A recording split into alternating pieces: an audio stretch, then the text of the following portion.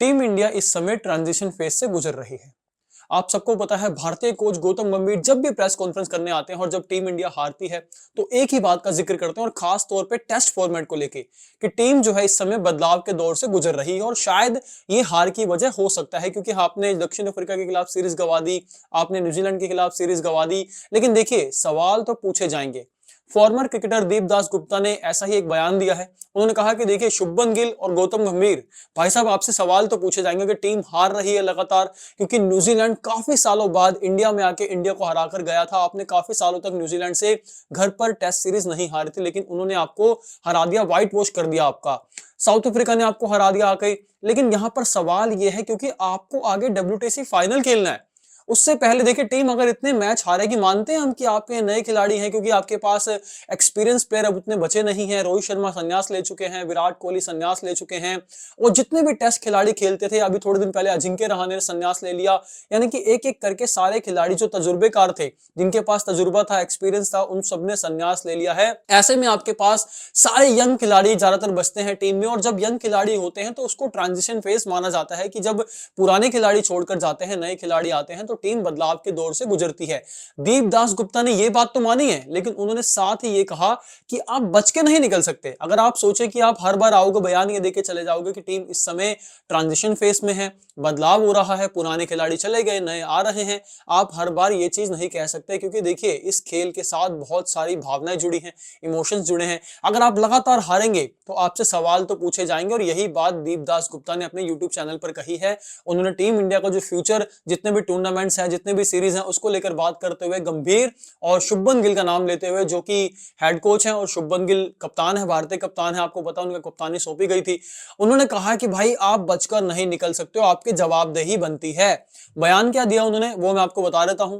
दीपदास गुप्ता ने अपने YouTube channel पर कहा, देखिए एक चीज तो जायज है, जब टीम ठीक से नहीं खेलेगी तो सवाल पूछे जाएंगे, सवाल व्यक्तिगत रूप से भी पूछे जाएंगे। जाहिर है कि टीम के कोच, टीम के कप्तान और जो भी टीम से जुड़े हैं उनसे सवाल होंगे। अगर आप देखें तो हम 2011-12 के बाद पहली बार घर पर न्यूजीलैंड के हाथों सीरीज हारे, फिर लगातार हारे। प्रेशर तो रहेगा। यह कहना भी जरूरी है कि हम जितने भी नाम ले रहे हैं सबको प्रेशर में खेलना पता है। वो ये भी जानते हैं कि इसे कैसे हैंडल करना है। दबाव शुभमन गिल पर रहेगा, भारतीय बल्लेबाजों पर रहेगा।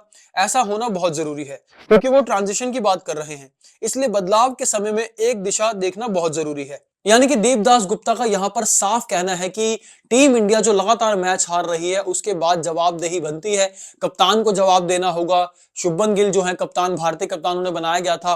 गौतम गंभीर जो कि हेड कोच है, बहुत बातें करते हैं। जवाबदेही की बात अगर सबसे ज्यादा कोई करता है, अकाउंटेबिलिटी की बात अगर सबसे ज्यादा कोई करता है तो वो गौतम गंभीर है और दीपदास गुप्ता ने यहां पर इसी चीज को लेकर बात की है। लेकिन आपको उनका ये स्टेटमेंट कैसा लगता है? क्योंकि देखिए आपको श्रीलंका के खिलाफ 2 मैच खेलने हैं, न्यूजीलैंड के खिलाफ 2 मैच खेलने हैं, 5 मैच ऑस्ट्रेलिया के खिलाफ खेलने हैं, यानी कि टोटल मिलाकर आपको अभी 9 मैचेस और खेलने हैं टेस्ट में, जो कि WTC फाइनल जो अगर आप खेलेंगे वो इन मैचेस को आपको जीत के जाना पड़ेगा। क्योंकि अगर आपको रेस में बने रहना है तो आपको ये सारे मैच, सारे नहीं तो 9 में से 7 मैच तो आपको जीतने पड़ेंगे, तब जाके आप सिनेरियो बनेगा आपका फाइनल में जाने का।